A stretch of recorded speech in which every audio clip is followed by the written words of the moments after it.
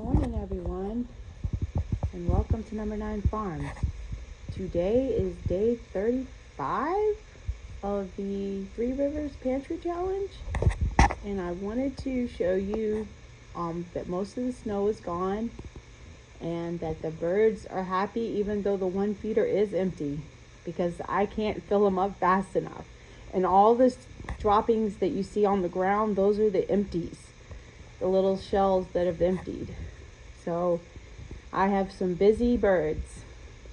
The cardinals were here earlier and so were the blue jays. I'm here by myself, so I'm like, I gotta go do all the animals right now. But it's been a day. We've been up since like 3 o'clock this morning, and I'm finally getting through the groove. Got the boys off to the bus, so we're gonna get this started. Hello everyone. It has definitely been an experience today. I'm trying to get used to everything, getting a new schedule down, but it's working. I had, of course, Bruce has rearranged all the basement, so it took me a few minutes to even to find the Instapot because he's trying to make it where all the appliances are put up on the shelf and not just like in every nook and corner there is. So we're going to start off by making chicken cordon bleu casserole. First of all, we're going to put 1 cup in here, and I do have the tray in it. And then I'm going to get the chicken out. And the chicken is our chicken that we raised. This one is 22. So because he kept telling me there was no more breast, because this year we took and canned all the meat because we had done that like 2 years prior. And we've been raising our own meat birds since 2016. But before that, we would just take in, because we have had chickens since off and on since 92. So what we did then was we just took a rooster or a hen, whatever, and just used that for meat, and I would boil it down. And it usually like takes like 4 hours for an older rooster to boil down to get the meat off. But the meat is just fine. So don't let anybody tell you that it isn't. So these are big breasts because Bruce likes to let them go until they're really big. But you can see how big they are. Look at that. So we're going to cook 2 of these breasts, and then I'm going to bake 1 of them. In fact, it looks so big. I thought the one time he brought it in, I thought it was turkey, because it's so huge. And he says that way I get more meat. So he lets them go longer, and it probably isn't as cost effective, but that's okay too. So I'm going to save 1 out because I'm going to bake that in the oven, and that one is going to be mine. But this is all going to go in the chicken cordon bleu casserole. And I've also got everything came out of the freezer. I got ham that came out of the freezer, but the cheese. It's Parmesan cheese. So the chicken breast will cook for 14 minutes. Normally it would be 8 to 10 if it was a normal size breast. But since these are so large, I'm going with 14. And you go ahead and just pressure cook. And on this old unit, it's manual. I thought I would get a few earrings done because I have a few more minutes before the chicken is done. And I've already done all the cleaning and everything. And I will get back to all the messages as soon as I catch another break, but I want to get a lot more earrings done because my first show is February 17th. So I got to keep going. There's some of the new ones I did, and I made a St. Patrick's bracelet too, but it's put up in the box.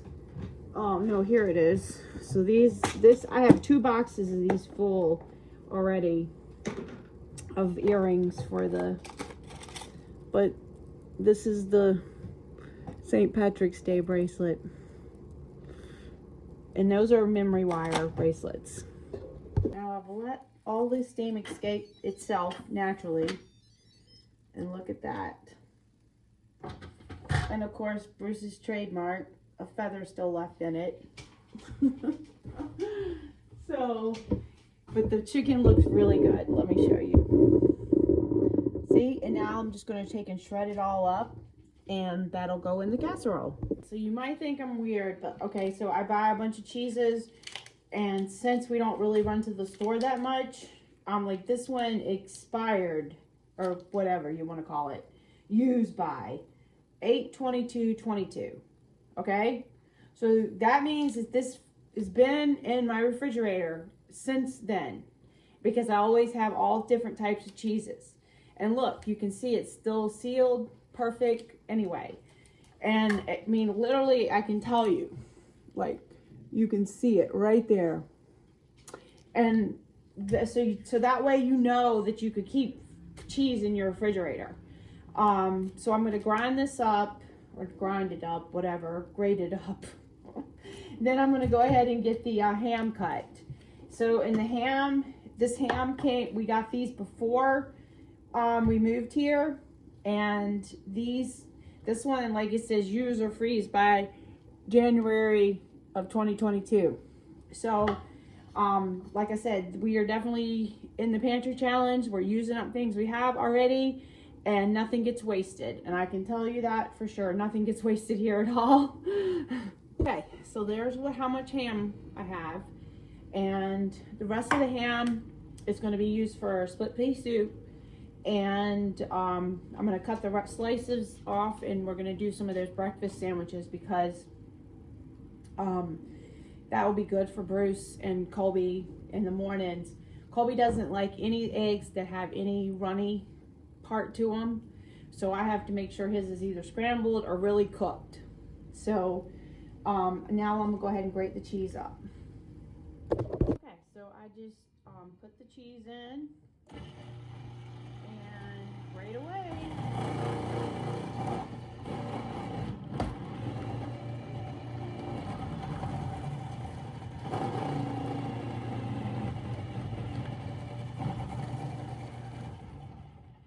And then I've got another one I want to grate up too. It's a habanero one.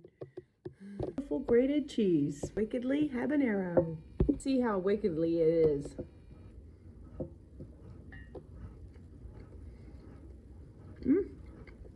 Got some heat.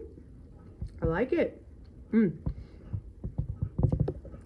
It takes a lot. I eat Trinidad scorpions. So we could use this little broth here for a soup base, and now I'm going to shred this up, but I like to pour it right over my dog's food. He's home. He said it was the longest day of his life. Little princess all day. Oh. It is now chopped up, and I have made the this has that jalapeno seasoning that I made from the fermented jalapenos that I put into the freeze dryer. And I like spicy stuff, and I put a little bit of freeze dried celery on top, and I use the broth too from the chicken. We're out for that walk. Woo! The snow is crunchy, but in the sun it was beautiful. Here in the woods, it's kind of cold. You see some snow is left on the ground here. You can hear how crunchy it is. But on some of the path, it's completely gone. I just got back from the walk, and it's so good. So first of all, you just want to lay your chicken out. And Colby's already been into the chicken. What, Colby? What does that matter? I could have cut it up a little better, but yes, Dusty sent me a text. He's staying after for the girls' basketball game. Yeah. So get your ham. Then the ham goes next. So you guys get it. That's for sure.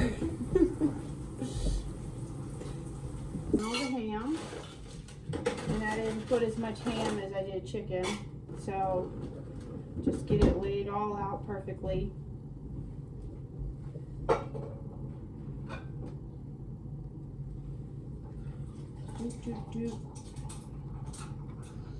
Okay. So the recipe came from thegirlwhoateeverything.com. It's chicken cordon bleu casserole. So I'll put the link below for it, but I printed this off a year ago or more. Well, yeah, 3/6/23, so a little less than a year. And now go ahead and make the cheese sauce. For the cheese sauce, you just get all your ingredients together, which that will be in the recipe. It's basically a 1/4 cup of butter. I mean, 4 tablespoons. I don't know why I said a 1/4 cup. 2 cups of milk, a 1/4 cup of flour, and then you're going to have your cheeses, which are, the cheeses are 1 1/4 cups of shredded cheese, and I'm not going to really measure them. I'm just going to kind of like go handfuls and stuff. And then the Parmesan cheese, which I grated up also with the food processor. So we'll get the butter melted down, and then we'll put in the flour, and then slowly start adding the milk, and then the cheese once the milk gets warm. And that'll be it. And then once the cheese sauce is on there, we're going to pour it right over. And now you want to go ahead and warm your oven up, and the oven is at 350. Just go at it slowly with the milk.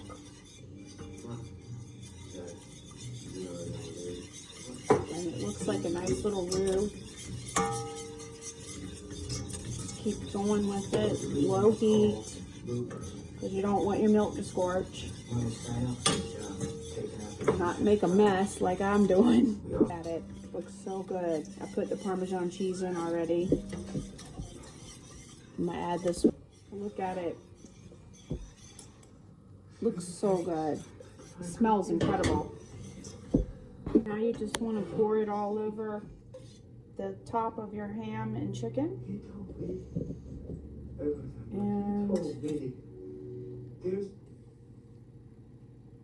then we're going to mix together the panko crumbs, which I got a lot of. Bruce even was saying, you're going to have to use up some of these panko crumbs. You might get something to scrape it out. Get it spread over. Oh, just look at that. That cheesy goodness. Yes, that's exactly what I was thinking. Thank you, Colby.